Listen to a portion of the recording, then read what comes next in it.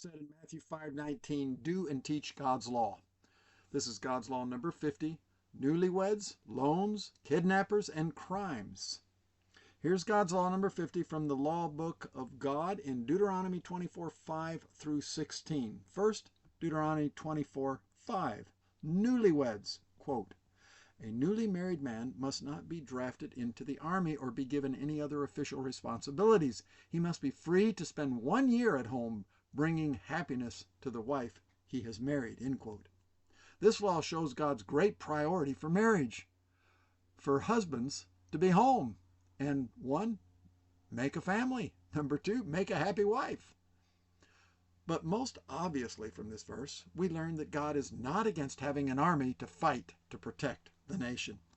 Deuteronomy 24:6 and verse 10 through 15, loan securities. Quote, it is wrong to take a set of millstones or even just the upper millstone as security for a loan, for the owner uses it to make a living. If you lend anything to your neighbor, do not enter his house or pick up the item he is giving as security. You must wait outside while he goes in and brings it out to you. If your neighbor is poor and gives you his cloak as security for a loan, do not keep the cloak overnight. Return the cloak to its owner by sunset so he can stay warm through the night and bless you, and the Lord your God will count you as righteous. Never take advantage of poor and destitute laborers, whether they are fellow Israelites or foreigners living in your towns. You must pay them their wages each day before sunset because they're poor and are counting on it. If you don't, they might cry out to the Lord against you, and it would be counted against you as sin, end quote. The above loan instructions were for loans for poor and destitute people.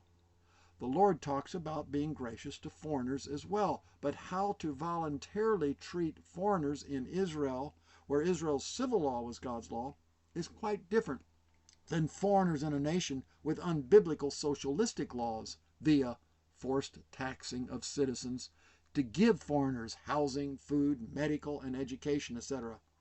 Such foreigners may even violate their laws, despise their citizens, and destroy their nation. That's unbiblical and a sure socialistic recipe for rapid nation destruction. Deuteronomy 24:7. Kidnappers. Quote, if someone is caught kidnapping a fellow Israelite and treating or selling them as a slave, the kidnapper must die. You must purge the evil from among you. End quote.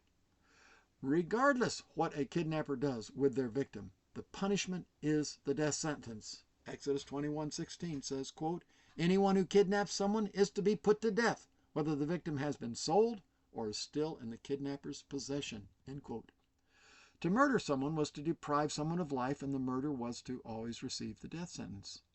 To kidnap someone was to also deprive someone the essence of life, and the kidnapper was to always receive the death sentence.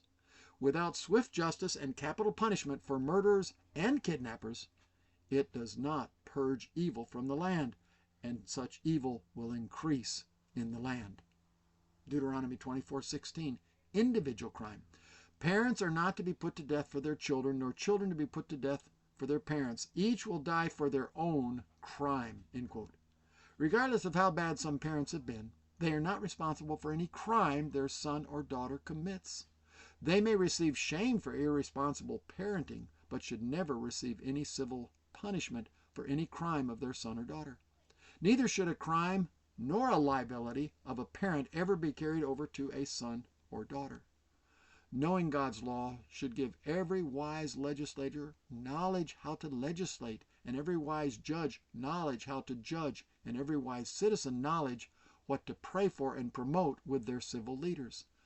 Do not ignore the law of your God. The Lord God said in Hosea 4:6, quote, my people are destroyed for lack of knowledge. Because you have rejected knowledge, I also reject you as my priest, my servants. Because you have ignored the law of your God, I also will ignore your children, end quote. The Apostle Paul said in 1 Corinthians 9:21, but I do not ignore the law of God, end quote. The Apostle James said in James 4:11, quote, but your job is to obey the law, not to judge whether it applies to you, end quote. The Lord God says, for today, Hebrews 10:16. This is the new covenant I will make with my people. I will put my laws in their hearts, and I will write them on their minds.